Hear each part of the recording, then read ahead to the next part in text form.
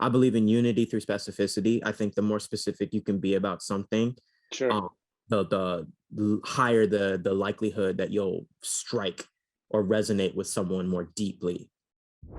What's up? This is Rebel Radio. What up? What up? This is DJ Newmark. This is Peanut Butter Wolf. It's your boy. It's okay. Keep checking out Rebel Radio. Rebel Radio. This is Rebel Radio. We're in the place right here. Rebel Radio is going down. Did you say Rebel Radio? Oh, wait. Let's do it again. Rebel Radio. What's up, Rebels? Welcome back to Rebel Radio, the weekly show where I bring you the rebels who are shaping our culture. I'm your host, Josh Levine. This week, I'm sitting with ToBy, whose new album, L'Esprit, is out on Magnetic Moon Records, which is the label from Rob Garza of Thievery Corporation. We have a really interesting discussion about what genres mean and what it's like for a new artist coming up today who's creating without genre as a guardrail. He's a rapper, he's a rock musician, singer, songwriter, all of that, and it's interesting to hear him talk about how he puts all that together and where he draws those lines. We also talk about the upside and downside of the vulnerability and openness that's expected from artists and creators today, and that's definitely a big part of his music. Some of the challenges that go along with that. And we talk about his process for learning how to collaborate with his team and what things to let go of. It's a great conversation. I hope you'll enjoy it. Let's get into it right now.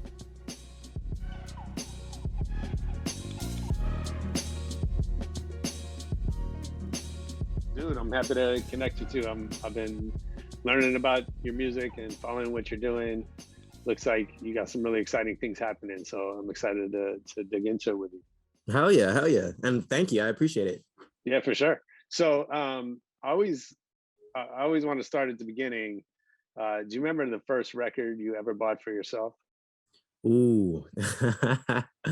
Oh man, yeah. It's between two. It's either Now That's What I Call Music 19.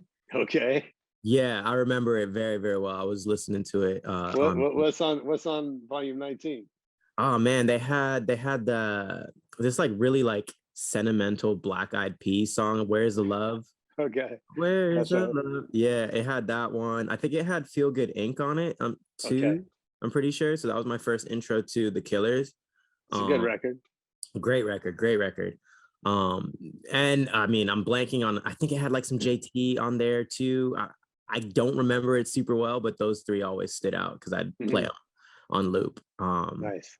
I also had the SpongeBob SquarePants movie CD, which I think someone bought for me. I didn't buy it with my own money, but like when that movie came out, like I had that CD and it was kind of tight. It had like the Shins on it. Like I think the Strokes did a song. But wow. Take your pick which one you'll use.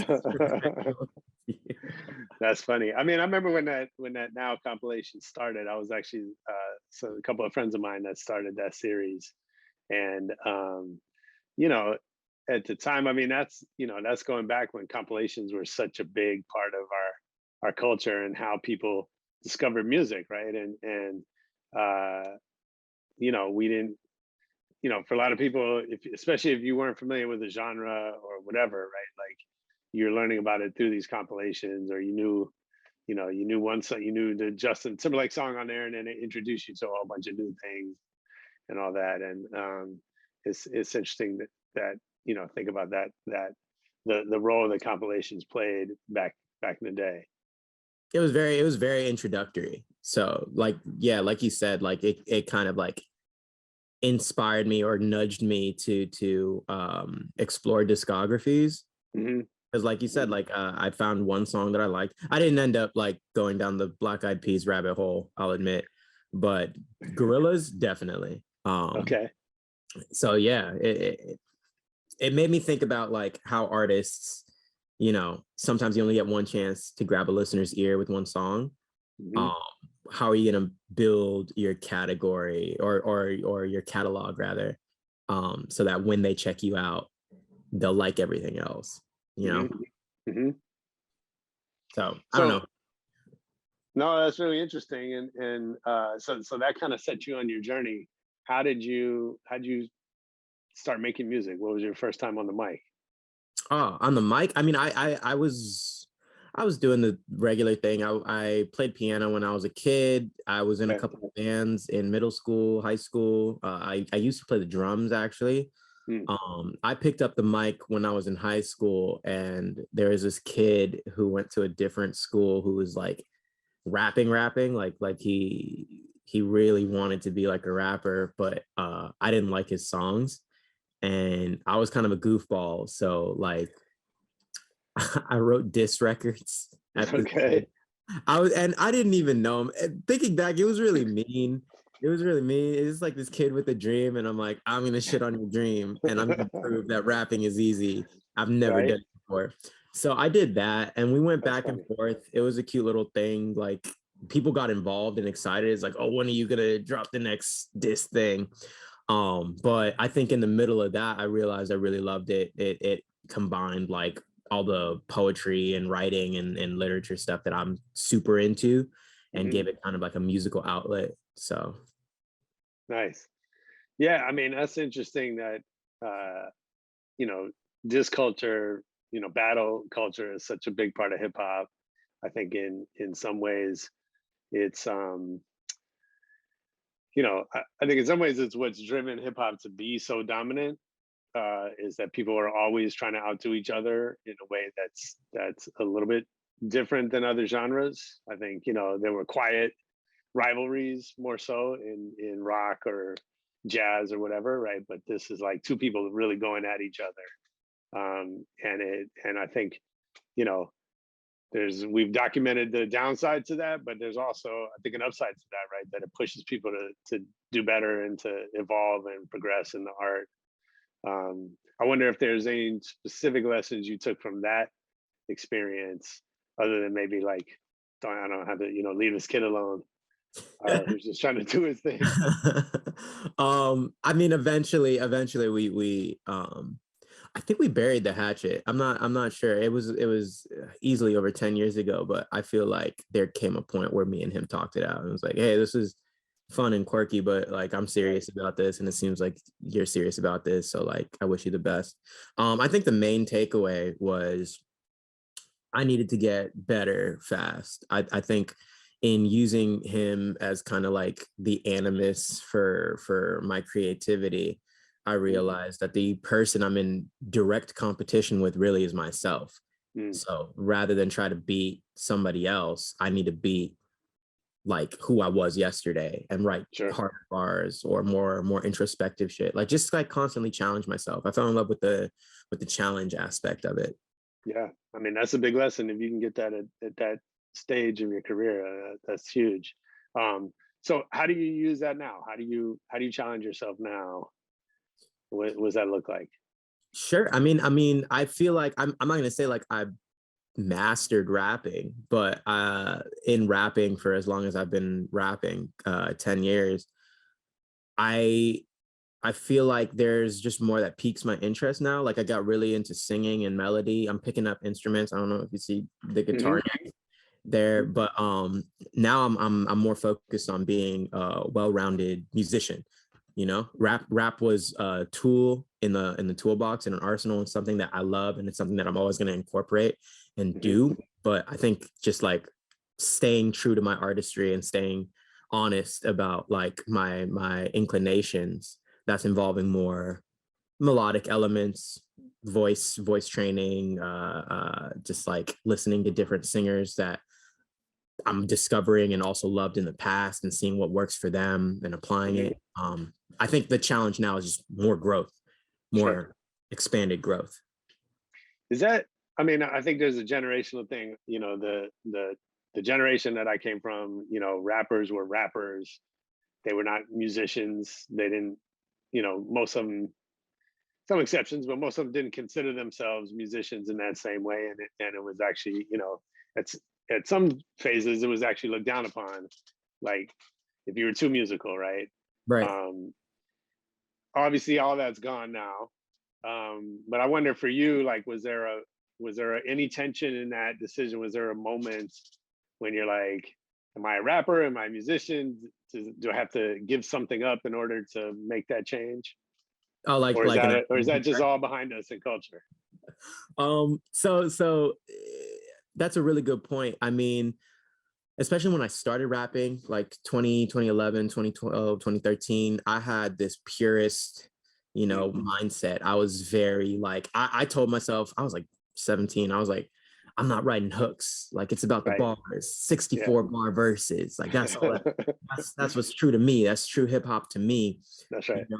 And I think really what helped me break out of that mentality was just exposure to different things, like finding that I was getting grumpy a lot of the times.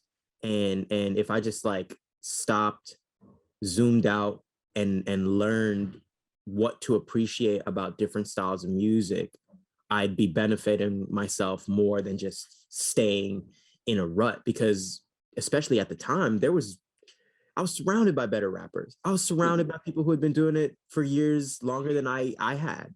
So trying to keep up with them and trying to constantly subjugate myself to their metric was just making myself frustrated. So I think early on, I kind of ingrained in myself, like, no, if you want to be good or better or the best, you have to set yourself apart, and you need to be more open to experimentation and diversifying, because if you try to do it like anybody other than yourself, you're gonna lose and you're gonna feel bad. So when you're in that purist phase, who were you listening to? What were some of your big influences, and was there someone who stands out to you as an influence as you were kind of moving out of that phase that inspired you to? Yeah, I mean, when I discovered hip hop, I discovered hip hop with a best friend of mine at the time. He was just feeding me MF Doom. He was feeding me Mos Def, Nas. I was listening to Illmatic just like on loop in high school. I discovered early Kanye, early Jay a little bit afterwards. And Kanye, obviously, he was kind of toeing the gap and being a little more experimental with the singing and whatnot. But I think it was around when I found Childish Gambino. He was someone, and I'll admit, like, his early stuff was rough, but at the time he was saying things and doing things that I didn't think you could get away with. And he was being really, really open and really, really expressive and really, really like vulnerable too. Like he was doing a lot of vulnerable music. So I think falling in love with that and falling in love with just like that understanding of artistry, on top of the fact that he was doing, everything else with the acting and the writing and whatnot. There was a lot of admiration there, and there was a lot of like inspiration there. So that was probably a time where I was like, nah, it's okay to branch out, and it's okay to set yourself apart and carve out your own lane that's not going to look like anybody else's. Yeah, I mean, I think I don't want to make this all about our age difference, but I do think, like, that's such an interesting change in hip hop. I think in culture, in society, right? But specifically in hip hop, is that idea of vulnerability, which, for my generation and all of early hip hop, it was not on the table. Frowned upon, yeah. Yeah, for sure. And I think, to some, I've talked about it on this show before, I think to some extent, we weren't even aware of it just as humans, right? We weren't, I'm growing up in the 80s, I never woke up feeling like, oh, I'm sad, but I can't tell anybody I'm sad. You're just not even in tune with that going on in yourself. Right. You know what I mean?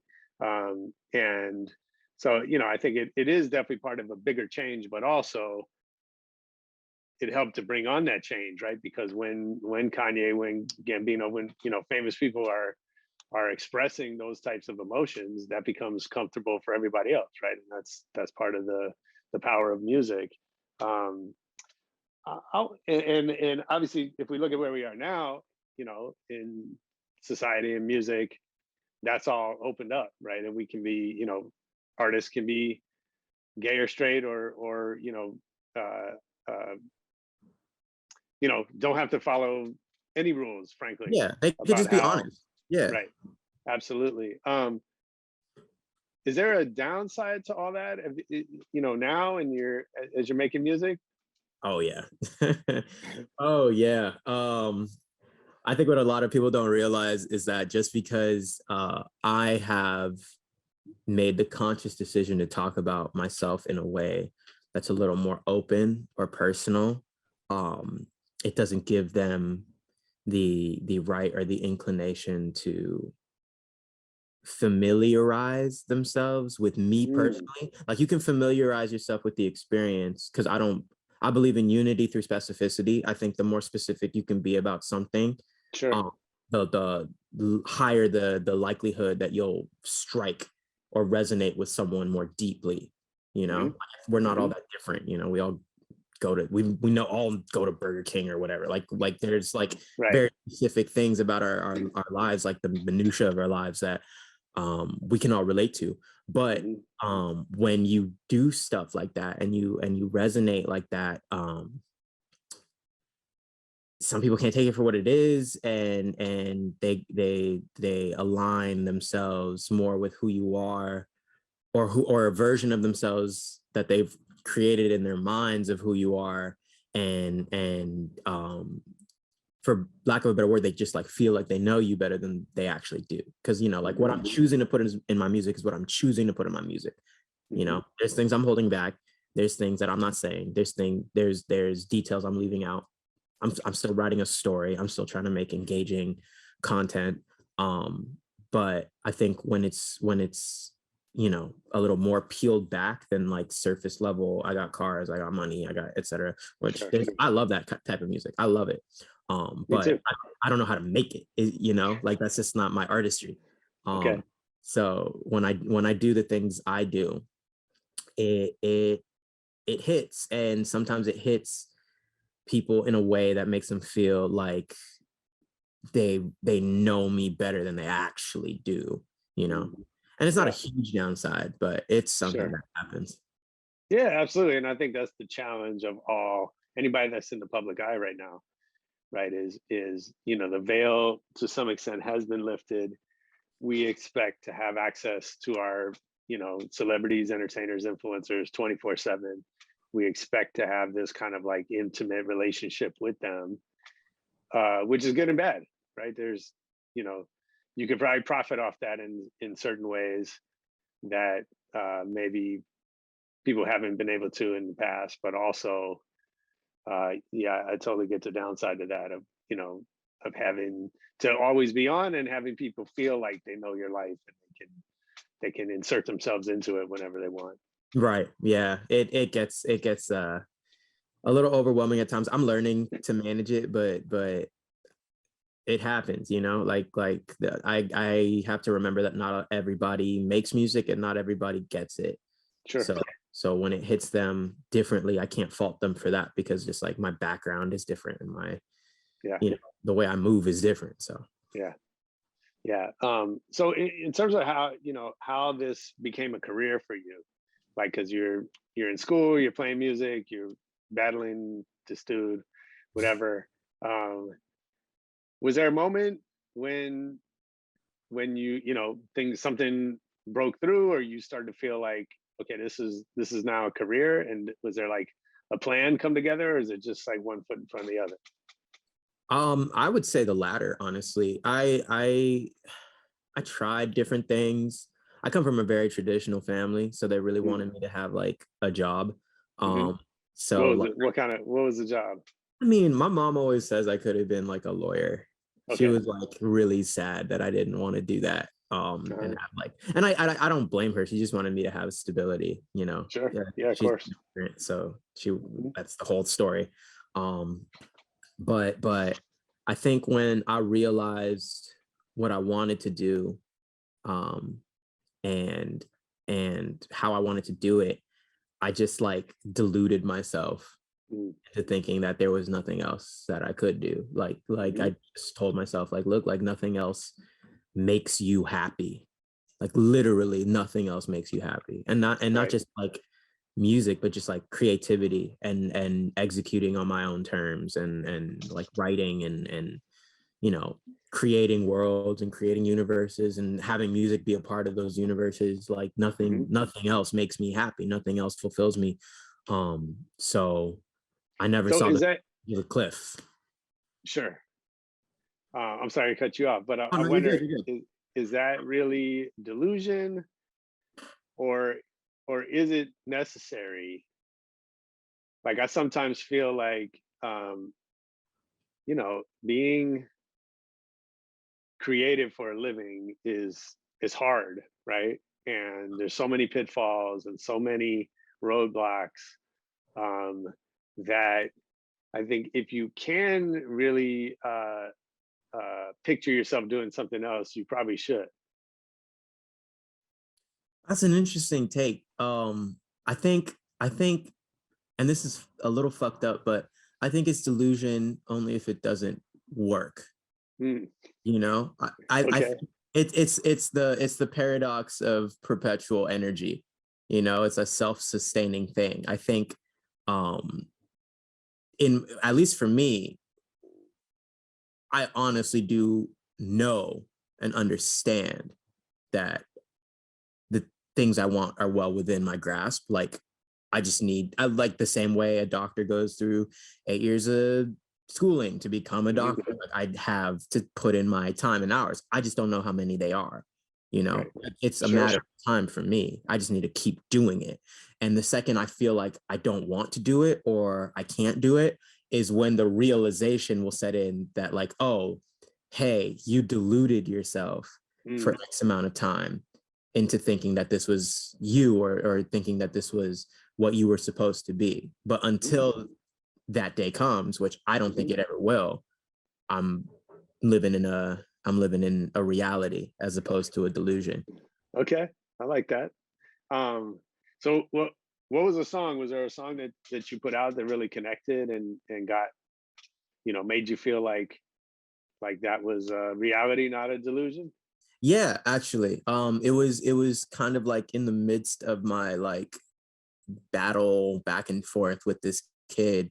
I went through like a bad breakup, and just like found out like a lot of stuff during that breakup, and I rapped over Little Things by Lily Allen, like the indie song, like the pop song. I just like found an instrumental and I wrote a song over it. And I kind of did it all in one day. My engineer was cool enough to just let me go in and do my thing. And my friends told me that when they heard it, they started crying because they didn't know what I was going through with all of that. And like the way I worded everything and the way that like I like put those raw feelings, because it was literally like the day of or the day after or whatever, those raw feelings into music, and got that reaction. I was like, oh shit, this is more powerful. Like this isn't a joke. Like this isn't something that's like, it can be fun, but I'm fucking with like there are serious forces at play. So I think that like realization and that maturity kind of set in and was like, oh, okay, like not only is there more to this, but you may be more tethered to it than you even realize.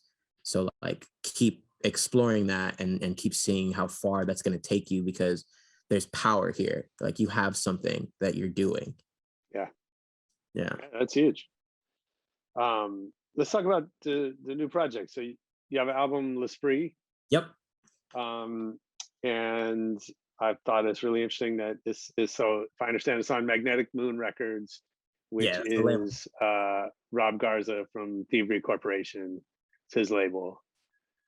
So tell me about that. I'm a huge Thievery fan. I actually have Eric Hilton coming up in a couple weeks on the show as well. And I've been loving those guys from day one. So I was excited to see that, and I'm curious, what it means being a rapper, although I know you're more than that. But tell me about the experience of working with Rob, on being on his label, on kind of what that means for your career and what you're doing. Absolutely. Rob's the homie first and foremost. I gotta shout him out. He's helped me more than I think he'll ever realize. just like from the time he found me and up until now, like we've been super tight. Andy's a friend too. Like he let me stay with him when I went up to San Francisco. Like he's a buddy for sure. Working with him has been great. Working with the label has been great. They're invested. And you know, like they saw a talent in me that I feel like for a while I had to kind of struggle to prove to people just because the industry's saturated and, you know, a rapper here is a rapper there, but they really understood what I was going for. They understood what I wanted to achieve. Like I think my goals were, you know, something that they could get down with. And yeah, it's been pretty smooth. Like Rob really cares. He actually texted me the other day. He was giving me a congrats and he said we're gonna hang out when he gets back or something. Nice. Yeah, no, he's a good friend and the label's filled with good, really talented people. So no complaints.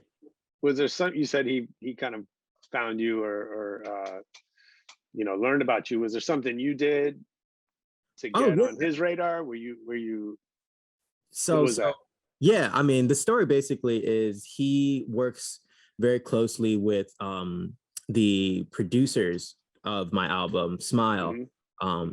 My best friends, I've known Ruben. There's a producer duo. I've known one of them for over 20 years and I've known the other one for 10, and he was my first producer engineer. So there's blood there, like we're family. So he was working closely with them. He was always going over to the studio, which I was working out of as well. You know, kind of rubbing elbows. We'd order pizza, talk and stuff. I got to listen to early Garza demos and just like chat and get cool. And then he was playing a festival down in Mexico that I got invited to tag along with. And the whole car ride there, he was just like, we hang out all the time. I don't know your deal. Like, what's good? Like, what are you up to? I showed him some demos, kind of told him my whole story. And he's like, this is tight. Give me a couple days. And true enough, true to his word, we get back to LA after the festival. And he's got this whole operation set up. I'm having meetings with people that he's starting the label with. I'm showing them stuff. Like one thing led to another. That's cool. Yeah. What I mean, so far, I guess you know it's still a fairly early relationship. What have you learned from him so far? I mean, he's a guy who's kind of, to your point, he's built a career and a life in music that's, you know, few people have done in terms of the longevity. So what are you learning from him so far? First and foremost, everything you do's got to be cool. Because he's a cool dude. He just real snappy and he's got like cool vibes to him. So yeah, I mean presentation is important. I think that's something that I kind of forewent because I was so focused on the creativity, but presentation is definitely important. I've learned that like collaboration over anything is necessary. Like you can try to do it all on your own, but at the end of the day, someone's gonna need to touch what you're working on. And just like prioritizing and valuing your relationships, you know, I think keeping those solid is definitely, you know, it doesn't hurt. And it's also just like better long run. Sure. Nice.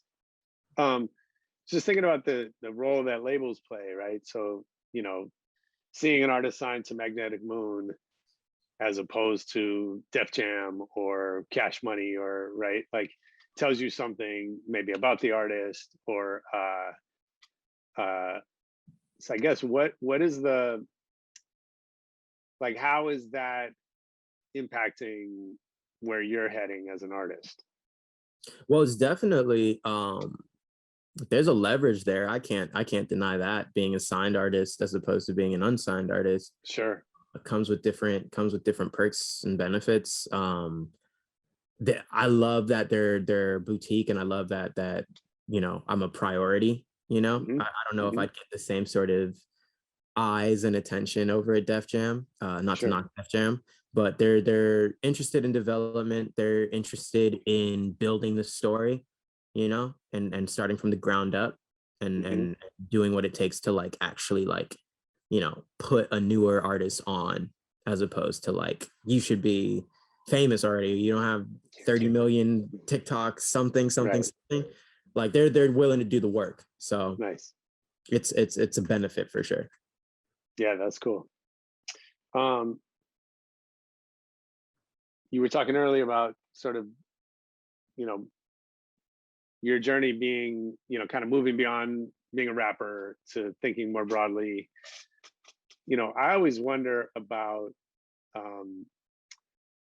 you know, how you think about genre, right? Like, I think in some ways, kind of the old days of like this, you know, these sounds fit into this genre and these ones don't, right? I think in some ways that was much easier.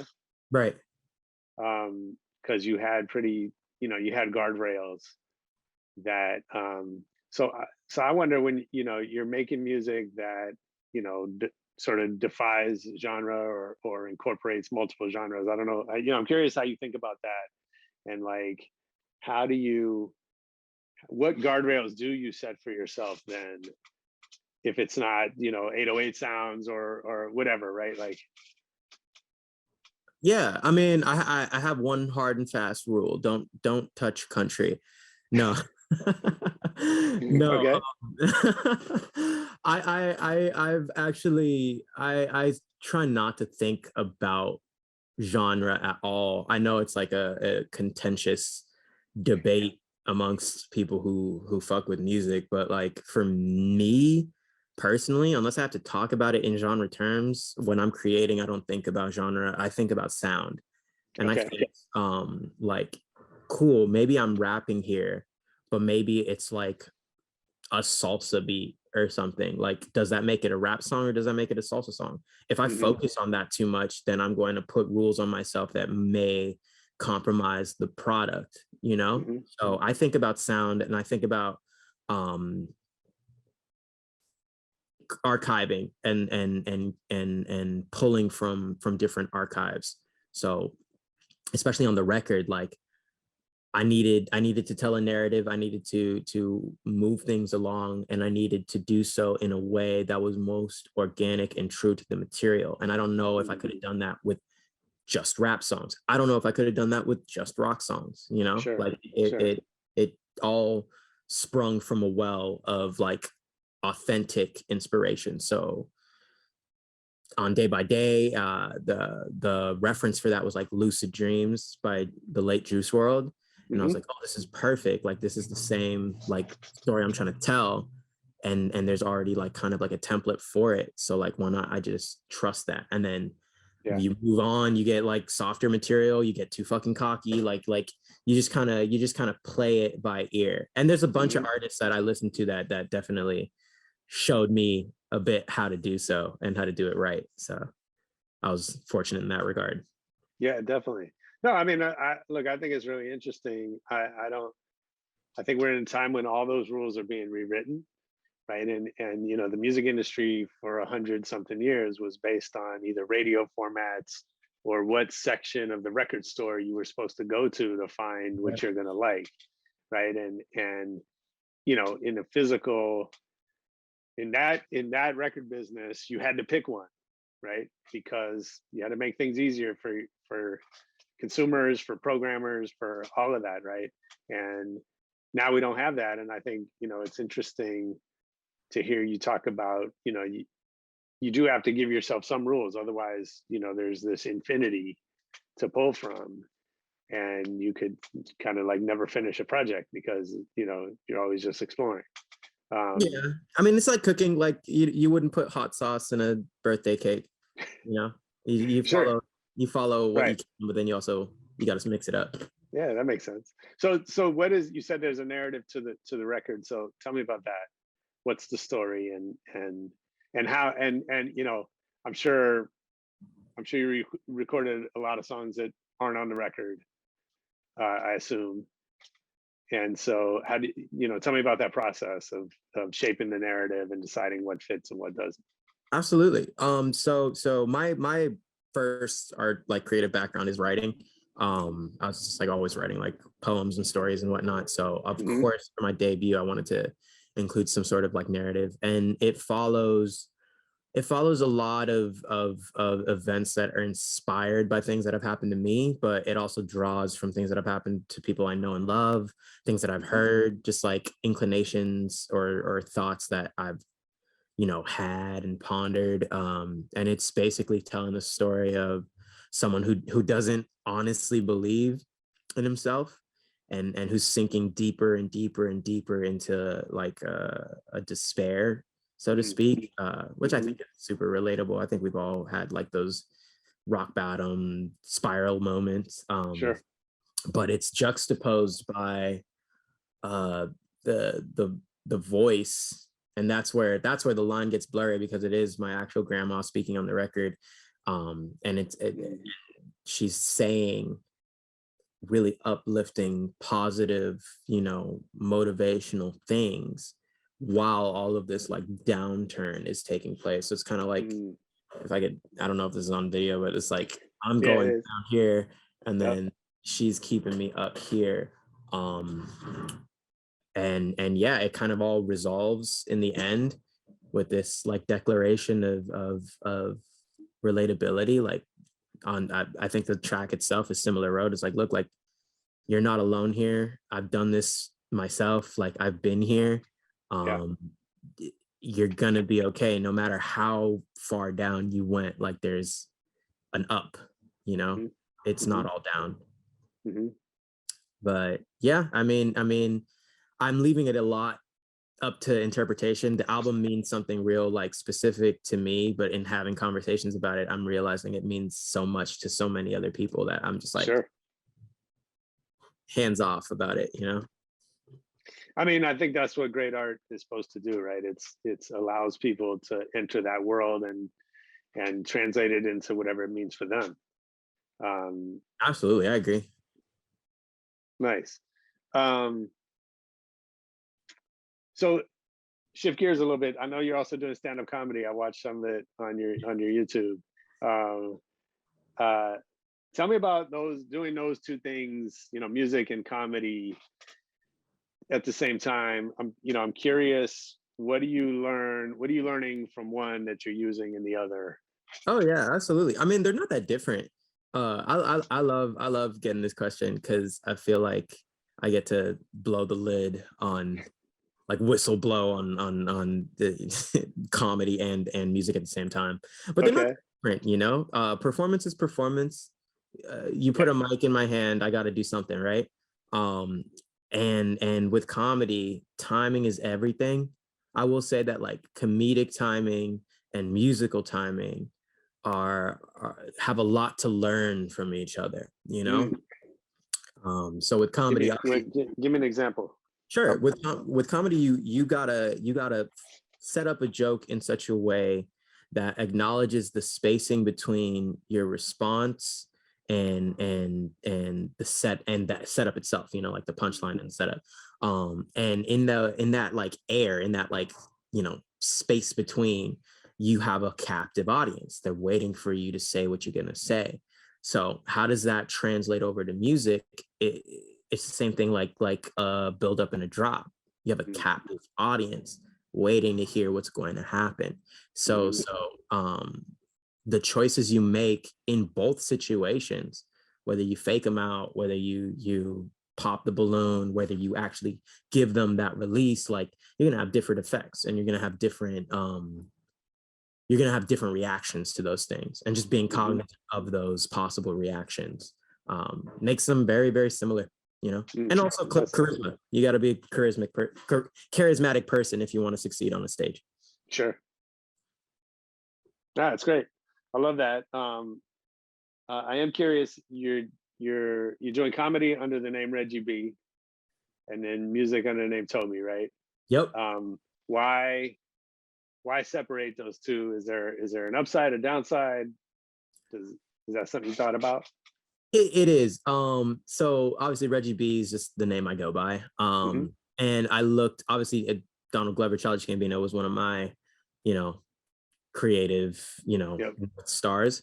So I saw the merit in that he could do really whatever he wanted, as long as he made it easy for people to understand. Like if you go to a Childish Gambino show and he starts like acting, you're gonna be a little thrown off, even though it's the same person behind both, Sure. And Yep. same, like, I mean, I did see him in concert and he did a little bit of freestyle at the end, but like Right. Donald Glover does stand up, or Right. he acts and whatnot. So I thought segmenting it in that way would just make it easier for other people to understand. I could do either as both, or hmm it makes Sure. no difference to me. It's the same Right. shit. No, that makes sense. I think it's so interesting. And we were talking about it earlier, and I'm guilty of it too, but I think, I'm fascinated that we have so much trouble understanding that music is fictional, right? Even when it's autobiographical, it's Yeah. always, like you said before, it's a version of yourself, or it's a narrative that you're putting out. And we get that with actors. We get that with,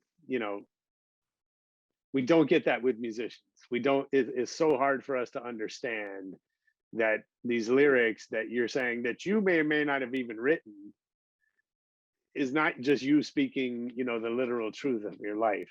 Yeah. And we have such a hard time with that. And like I said, I do too, because I see my favorite artists saying something or doing something that feels off character, and I'm all mad about it. And Yeah. whatever. No, I totally hear you. I think there's a certain sanctity with which we hold musicians. For sure. And it's kind of why like a lot of people get upset when they have opinions on the internet, Oh 'cause yeah, totally. yeah, we hold them we have a sanctity for them. It's like, Right. you're this person, you're supposed to be this person all the time. So they're Right. kind of just stuck in that. Yeah. So I like doing the Reggie B stuff because it gives me a break. Yeah, that's cool. So you talked about Gambino. Are you following? Is there a model for what you're trying to do? Is it him, or are there others that you look to for inspiration, or Oh, is it still one foot in front of the other and kind of make it up as you go? I mean, I feel like at this point, I'm a little too old to make it up. I gotta have a plan. But Okay. Gambino's North Star. Like I'm not trying to copy or emulate or do Sure. what he's doing, but Yeah. he's the person that I've seen since I was 16 and he was like 26. Like I think Mhm. he when he was my age now, essentially, make it work. So in what he did and what he's doing, there's definitely a lot to draw from while I write my own story. Sure. But yeah, there's him, Will Smith, obviously. There's a bunch of actors who rap and a bunch of rappers who act and whatnot. Yeah.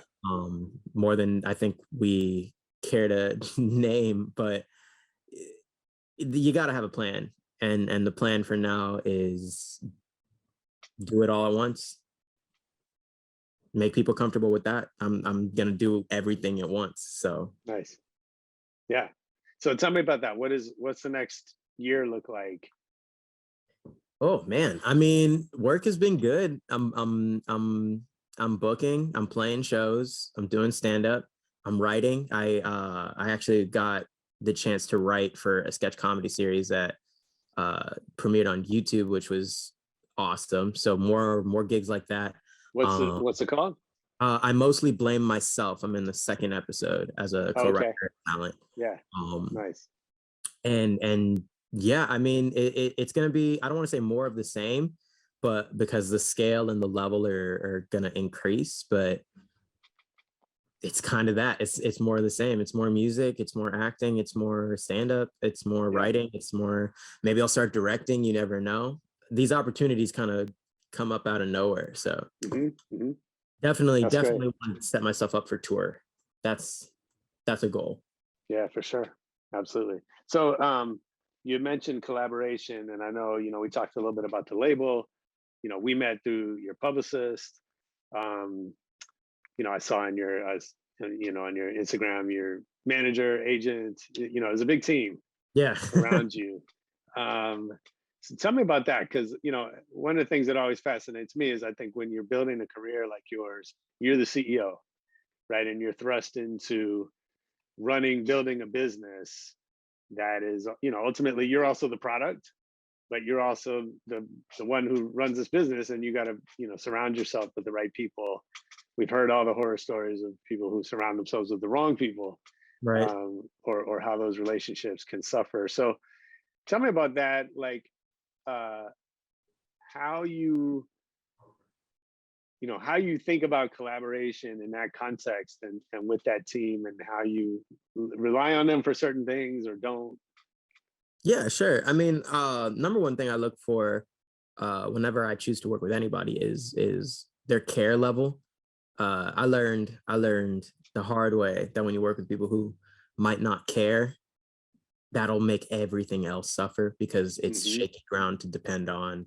It's unstable, just like feelings all around. Yeah. So more than anything, I look for people who care about what I'm doing, who know about what I'm doing, and can like talk about it, efficiently, and who want to elevate it. Luckily, I've found a team of people who do just that. Nice. And in regards to like being the product and being the boss, my most recent development that I'm still admittedly still struggling with is learning to let go and trust in the ideas of people that aren't me. That's difficult for anybody, especially when you're working with stuff that's super close to your heart, but they're there for a reason, and they're competent and they're talented, just like I like to think I am. So Is there something you can think of that's been tough to let go of, that you had to figure out how to do? A lot of it is the image stuff. A lot of it is the, like, we gotta think about the presentation of this, because I'm a pretty easygoing dude. I'm realistically, I like my shit in my like, you're literally in my room right now, like, yeah, very easygoing dude. And for me, the creativity and the artistry has always been forefront, like utmost. Like I never felt like prioritizing the packaging of what I was doing. I thought it would speak for itself, but that's largely unrealistic. And I know that, like, I carry that within my heart. Before I got signed, I was working with that mentality, and it was just because it's saturated. You got to stand out and you got to set yourself apart. So yeah, I mean, I think that's I'm glad you said that, because I think it's a big challenge, right? And in the sense that, you're 100% right. Image matters, presentation matters. I believe there is no such thing as good music or good art. There's only the ones that speak to us. And for everybody, that's different, right? And a lot of it is how it's presented to you, and who you learn about it from, and what, sometimes the visual can catch your eye, and then that's what draws you in, and now you're in this world and whatever, right? Or you see somebody, dressed a certain way or presenting themselves a certain way, and you just relate to it. So I think all that matters. And at the same time, kind of to your point, it has to be presented, it has to be honest to you.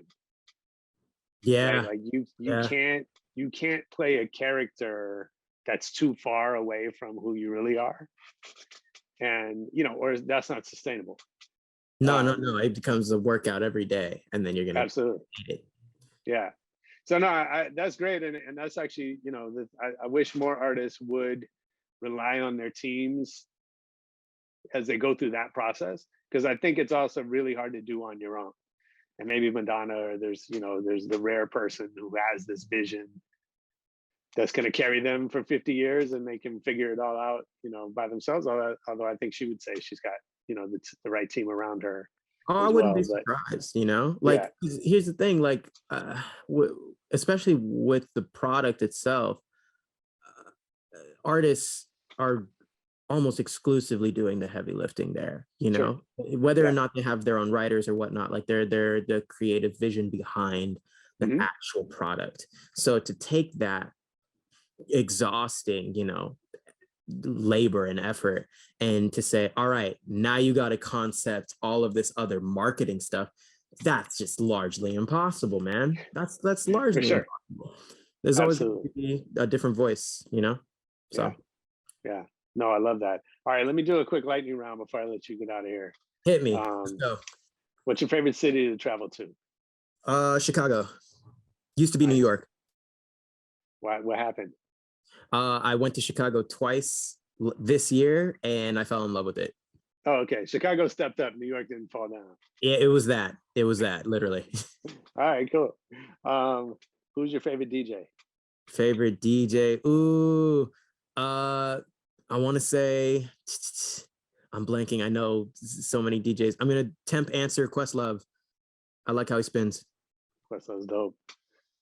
What's the last great book you read or listened to? Last great book I read. Did I have to finish it, or could I currently be reading it? American Gods. Neil Gaiman is one of the greatest. Okay. Yeah. Nice. What movie do you think you've seen the most in your life? Hot Rod. Fucking love Hot Rod. I love Hot Rod so much. Nice. Who is somebody you've learned a lot from that you haven't met? Oh, that's a really good question. Dominic Fike. Okay. I love how he's handling his whole ordeal. Like he's mastermind. I don't know anything about his ordeal. He finessed like a $4 million deal out of Colombia with no project out while he's kind of locked up. So like, I think that's super impressive. And his handle and understanding of his art and his imagery, he's a phenomenal songwriter, like all across the board. He's definitely someone to learn from for independent artists. Awesome. Last one, if I worked for you, what's something I would hear you say over and over? Bet. I said bet. All right. Nice. Well, dude, thanks for doing this, man. It's so much fun talking with you. Everybody listening, check out the Spree and check out the comedy and check out, we'll be following everything you're doing. Thank you, man. Thank you for having me. Yeah, that was ToBy on Rebel Radio. Make sure you check out L'Esprit out on Magnetic Moon Records. Check out his comedy under Reggie B on YouTube. And most importantly, come back next week for more Rebel Radio. Peace.